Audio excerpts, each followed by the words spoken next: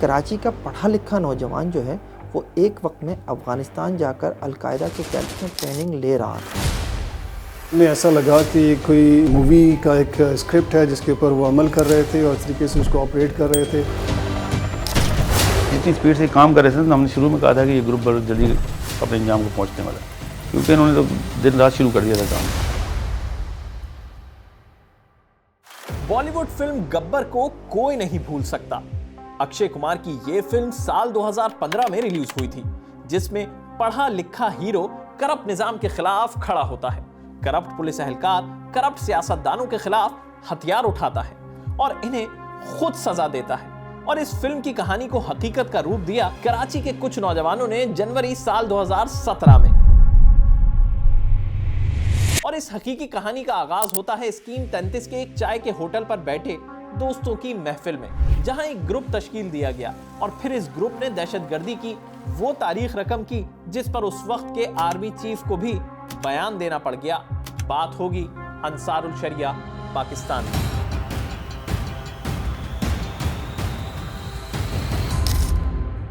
Basically ये सब ना एक मोहल्ले के आसपास के और एक ही बैकग्राउंड की यूनिवर्सिटियाँ स्कूलों से पढ़े हुए लड़के थे और इसी जिसकी वजह से इनका ग्रुप जो था ना वो जल्दी एक दूसरे के साथ मर्ज हो गया। ऐसा लगता है कि एक ड्रामाई से कोई चीज़ है ये कि कुछ लड़के हैं सोसाइटी के अंदर जो उनके हिसाब से बैड एलिमेंट्स हैं उसको वो टारगेट करना, उन्होंने सोचा कि हम उसको टारगेट करते हैं। इस ग्रुप और इसमें शामिल लोगों की कार्रवाइयां जानने से पहले वालिदैन से एक गुजारिश है, अपने बच्चों पर नजर रखें, उनके दोस्तों से मिलते रहें। अगर बच्चे के मिजाज में बड़ी तब्दीलियां महसूस करें तो सोचना शुरू कर दें। कहानी के आखिर तक आप समझ जाएंगे कि ये बातें मैंने शुरुआत में आपसे क्यों की थी। आइसोलेशनिज्म बहुत बढ़ गई है। बच्चे जो हैं वो घर आते हैं, पेरेंट्स से बात नहीं करते और इवन बाहर भी ज़्यादा लोगों से बात नहीं करते, अपने अपने वो खौल में बंद हो रहे हैं और वो अकेले किससे राब्ते में हैं कंप्यूटर के थ्रू ये भी अंदाज़ा नहीं हो पा रहा। कोई दोस्त बाहर आके खड़ा हुआ तो बोलता है इसका नाम मत पूछें, तो इस तरह की चीज़ें होती हैं। कोई दोस्त आया तो उसको बोला नुक्कड़ पर खड़े हो जाओ मैं आ रहा हूँ। तो माँ बाप को इस चीज़ को देखना चाहिए कि दोस्त है तो हमसे क्यों दूर रखा हुआ उसको, ये दोस्त है तो ये है कौन, इसका नाम बताने से क्यों गुरेज कर रहा है और फिर इसके साथ बैठ के कहाँ चला गया। जनवरी साल 2017 में जामिया कराची से अप्लाइड फिजिक्स में मास्टर्स करने के बाद एनईडी यूनिवर्सिटी में कंप्यूटर ऑपरेटर की नौकरी करने वाले शहरियार वारसी उर्फ अब्दुल्ला हाशमी ने अपने ही महल्ले में रहने वाले कुछ हमजहन लोगों को चाय के होटल पर जमा किया। मुल्की हालात से बात का आगाज हुआ और फिर बात एक तंजीम बनाने तक आ गई। उस वक्त उस महफिल में जामिया कराची का अप्लाइड केमिस्ट्री का तालिबे इल्म अब्दुल करीम सरोज सिद्दीकी, इंजीनियर मोहम्मद हसन हारून जो इंजीनियरिंग में पीएचडी भी कर रहा था और दाऊद इंजीनियरिंग यूनिवर्सिटी में नौकरी भी करता था, मोहम्मद अरसलान अली बेग, मोहम्मद कामरान रियाज, शेख मोहम्मद अबू बकर, मोहम्मद वनहार उल हक, हाफिज शहरियारुद्दीन, मोहम्मद तलहा अंसार, साद जमाल, दानिश और जुनेद रशीद और मुजम्मिल सब शरीक थे। किसी के घर में बैठ गए, किसी की छत पे बैठ गए जाके, तो वो तो इस तरह मोहल्ले में एक दोस्तों ग्रुप होता है, कभी 4 बैठ गए कभी 6 बैठ गए, लेकिन जब सारे बैठते थे तो वो किसी ऐसे होटल का सिलेक्शन करते थे जिस तरह चाय खाना वगैरह होता है, तो वहाँ बैठ के मीटिंग करते थे और मुझे बाइक स्टार्ट की और रैंडमली निकल जाते थे। कोई प्रॉपर रैकी नहीं होती थी कि जिसको रैकी करके मारना है। फरवरी में पढ़े लिखे जहनों ने जब हथियार उठाया तो कराची में वो कुछ हुआ जो शायद कभी किसी ने सोचा भी नहीं था। सोशल मीडिया प्लेटफॉर्म पर अंग्रेजी जबान में एक पोस्टर जारी किया गया।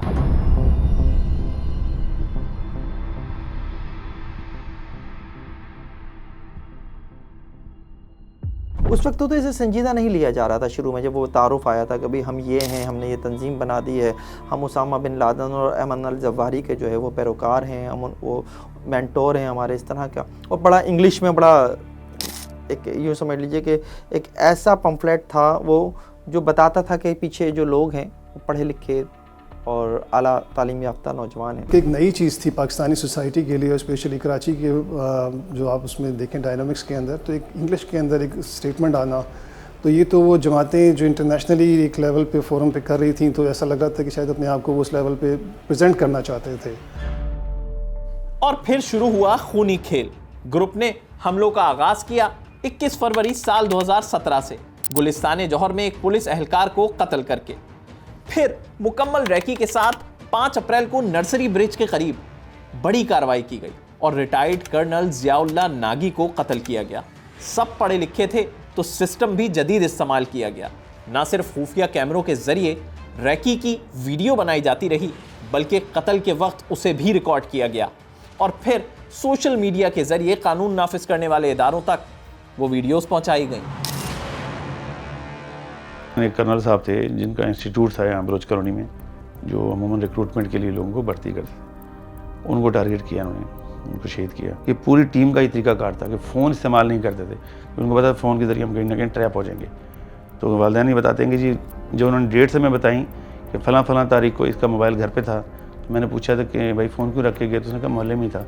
और उस दिन उन्हीं दिनों में टारगेट किलिंग हुई है। अंदाज़ा नहीं हो पा रहा था कि ये लोग कहाँ से निकल रहे हैं, कहाँ से आ रहे हैं और कौन हो सकते हैं और टारगेट में वो अचीव क्या करना चाह रहे हैं। कभी वो पुलिस वाले को हिट करते थे और कभी वो पॉलिटिशियंस को हिट करते थे। फिर 21 मई के वाक़े में तो सब परेशान हो गए, क्योंकि एक दो नहीं 3 पुलिस एहलकारों को बहादुराबाद में एक साथ शहीद किया गया था। देखें, इन कामों के लिए बहुत बड़े पैसे की जरूरत नहीं है। आपको वेपन चाहिए ना, 25-30 हज़ार का वेपन मिल जाता है। और सारे खाते पीते लड़के थे, कोई इतने गरीब भी नहीं थे। तो उनको 6-8 पिस्टल चाहिए थे, इसी तरह 100-200 गोलियाँ चाहिए थी। कोई एक्सप्लोजिव तो चाहिए नहीं था, कोई गाड़ी तो चाहिए नहीं थी, कोई बहुत बड़ी इन्वेस्टमेंट नहीं चाहिए थी इनको। और उसी की वजह से जो इनके पैसे, उसी में इन्होंने अपना काम चलाया। वेपन छापन इन्होंने जो है मुख्तलिफ ज़राए से खरीद लिए थे। अभी पुराने केसेस हल भी नहीं हुए थे कि 23 जून साल 2017 में साइट के इलाके में होटल पर अफ्तारी के लिए बैठने वाले 4 पुलिस एहलकारों पर गोलियां बरसाई गईं और इन्हें शहीद कर दिया गया। इनकी कार्रवाइयाँ इतनी पैदरपे थीं कि मैं ये कहूँ, अगर तो गलत ना होगा, कि पुलिस और जो तहकीकाती अदारे थे हमारे, वो बौखला कर रह गए थे कि भाई ये हो क्या रहा है अचानक शहर में। It was a big loss, a colossal loss जिसे कहते हैं ना, कि डैमेजिंग था, बहुत मोरल के लिए बहुत डैमेजिंग था। सोसाइटी की ओवरऑल सिक्योरिटी का जो एक अंदर एक एहसास होता है, उसके लिए बहुत डैमेजिंग था। पुलिस और कानून नाफिज करने वाले इदारों की बेचैनी बढ़ती जा रही थी, हमलों में तेजी आ रही थी और मुल्जिमान का कोई सुराग नहीं मिल रहा था। 11 अगस्त साल 2017 को डीएसपी ट्रैफिक हनीफ शाह को उनके ड्राइवर समेत अजीजाबाद में शहीद कर दिया गया। 17 अगस्त को नॉर्दर्न बाईपास पर 2 पुलिस एहलकारों को, यह पहला महीना था जब तीसरी कार्रवाई भी उन्होंने एक ही महीने में की, जिसमें 28 अगस्त को गुलिस्तान जौहर में एफबीआर बिल्डिंग के बाहर तैनात गार्ड्स को यह सोचकर कत्ल कर दिया कि वो शायद पुलिस एहलकार हैं। क्या वो 4 पुलिस वाले जो जवान बैठे थे, वो उनकी करप्शन को मालूम थी? वो तो रोज़ा अफ्तार कर रहे थे उस वक्त। वो डीएसपी साहब जो इंतहाई नेक और ईमानदार मशहूर थे, बारेज थे, उनको जब शहीद किया और वो भी तलावत कर रहे थे, तो क्या करप्शन इस तरह ख़त्म हो गई या ख़त्म हो जाएगी इस तरीके से?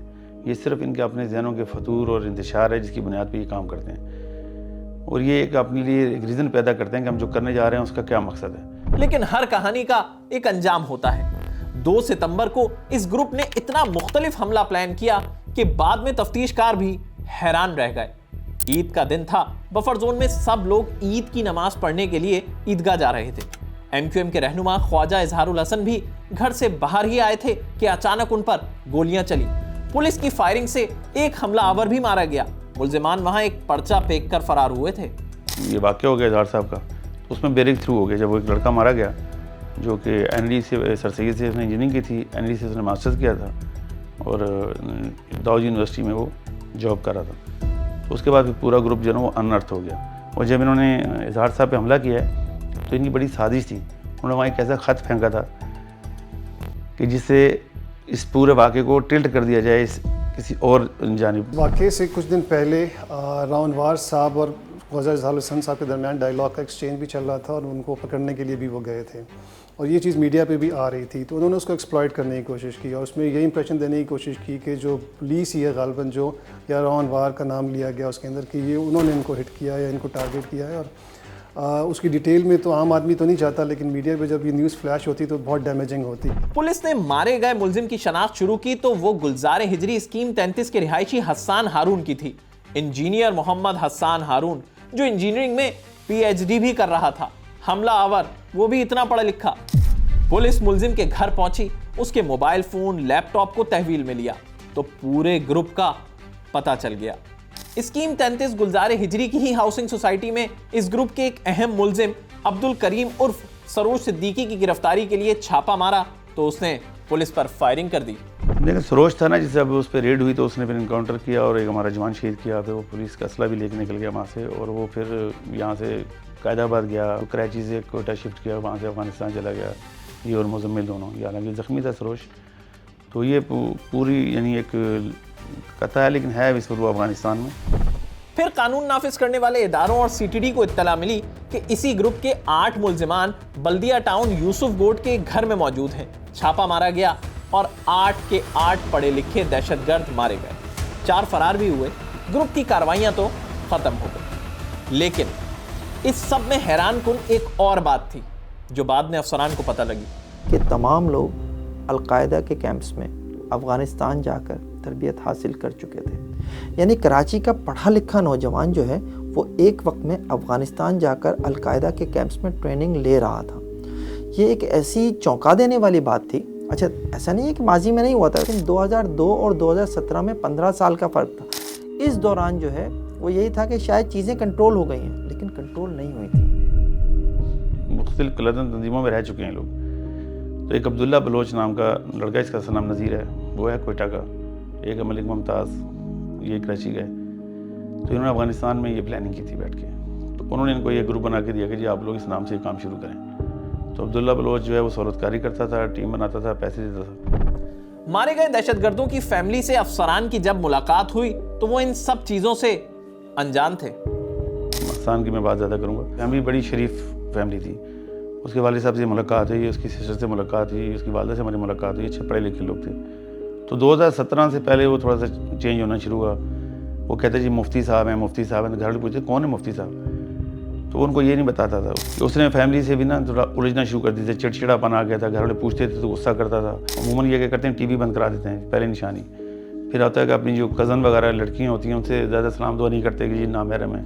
ना पता होने की बात इसलिए जो है मैं कबूल नहीं करता कि ये लड़के जो हैं इनमें से अक्सर अफ़गानिस्तान जाकर तरबियत लेकर आए हैं। अफ़गानिस्तान जाकर तरबियत जो है वो एक हफ्ते में 10 दिन में नहीं हो जाती होगी। डेफिनेटली उसके लिए उन्होंने वहाँ पे एक लॉन्ग टाइम जो है वो पीरियड जो है वो गुजारा होगा। आखिर में बस इतना ही। अपने बच्चों पर नज़र रखें इससे पहले कि देर हो जाए।